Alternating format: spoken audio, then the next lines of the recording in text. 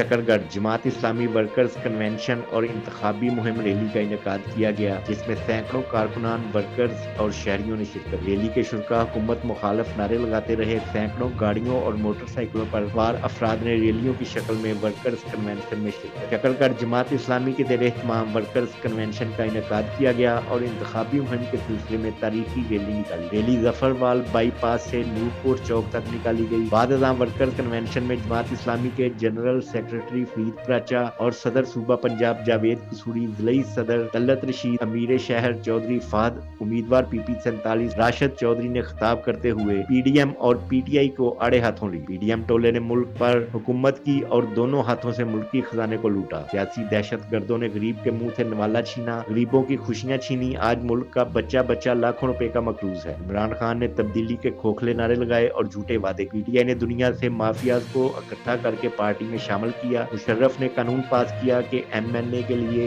ये तालीम लाजमी होगी तो 345 एमपीए जाली डिग्रियों के साथ असेंबली में आ। फरीद प्राचा इसने कहा कि इस मुल्क को जर्नैलों, जजों, मेंबरान असेंबली और अफसरों ने लूटा। दुनिया भर में अमीर से टैक्स लेकर गरीब को सहूलत दी जाती है, मगर यहाँ गरीबों के पैसों से सियासतदान और अशराफिया अय्याशियां करते। IFM पाबंदी लगाता है तो गरीब पर, उन जागीरदारों पर नहीं। सियासी दहशत गर्दों की वजह से गरीब गंदगी के ढेरों से तलाश करता है और फाकों से खुदकुशियां करने पर मजबूर है। जमात इस्लामी इक़्तिदार में आकर इन दहशत गर्दों, नौसरबाजों और मदारियों का खात्मा करे।